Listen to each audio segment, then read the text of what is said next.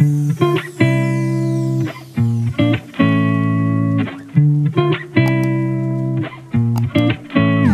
আলাইকুম। আমি তাহমিনা সুচি আনান্তিস kitchen festival থেকে সবাইকে শুভেচ্ছা জানাচ্ছি। ঘরে মোটামুটি সবার হাতের কাছে থাকা মশলা দিয়ে কিভাবে খুবই মজাদার চিকেন কষা বা ভুনা রান্না করা যায় সেই রেসিপিটাই শেয়ার করছি। দেশি অথবা ব্রয়লার মুরগি যে কোনোটা দিয়েই আপনি রান্না করতে পারবেন। আর যারা চিকেন খুব পছন্দ করেন আজকের রেসিপিটা তাদের অনেক ভালো লাগবে।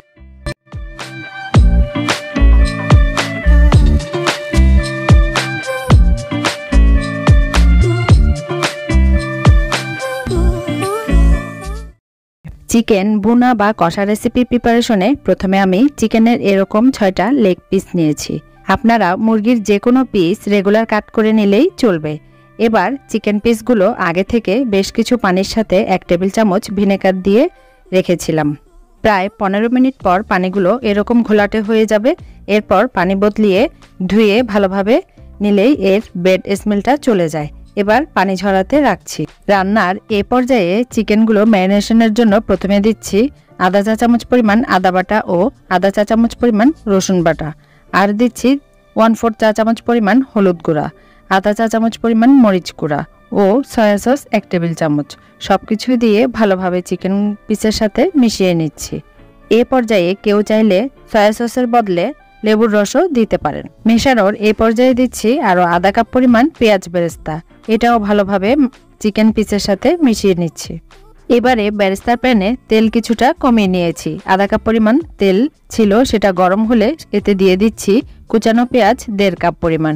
পেঁয়াজগুলো নেড়েচেড়ে এরকম ভেজে হালকা বাদামি কালার আসতেই দিচ্ছি 1 টেবিল চামচ পরিমাণ রসুন বাটা ও 1 টেবিল চামচ আদা বাটা।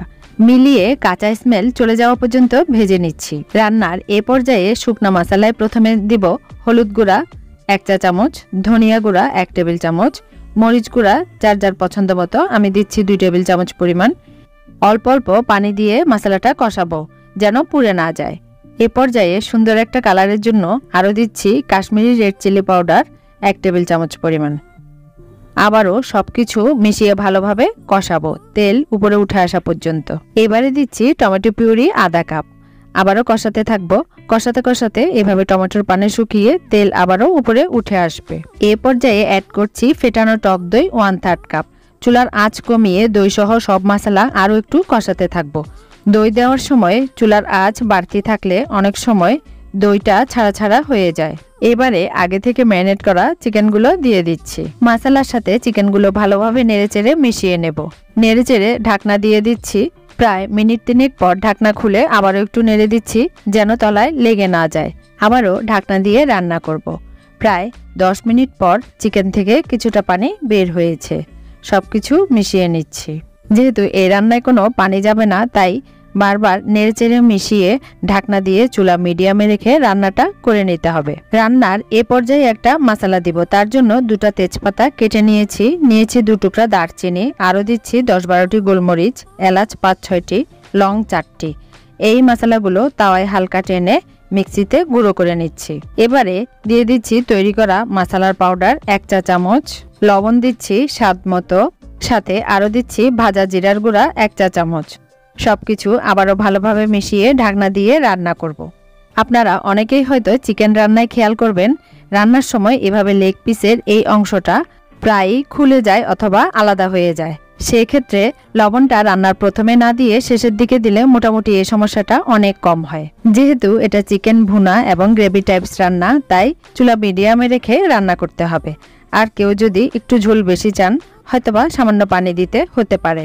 ব্যাস মোটামুটি রান্নার শেষের দিকে আবারও ঢাকনা দিয়ে চিকেনটা প্রপারলি কুক হওয়া পর্যন্ত রান্না করব। আমার রান্না ডান। ব্যাস যারা চিকেন অনেক বেশি পছন্দ করেন তারা নানান রকম চিকেনের রেসিপির ভিড়ে এই রেসিপিটা অবশ্যই ট্রাই করবেন। আশা করছি ভালো লাগবে। আবারও এরকম সহজ অন্য আরো একটি রেসিপি নিয়ে হাজির হব। ততক্ষণ পর্যন্ত সবাই অনেক বেশি ভালো, সুস্থ, নিরাপদে থাকবেন, অনেক অনেক বেশি আনন্দে থাকবেন। আজকের মতো আল্লাহ হাফেজ।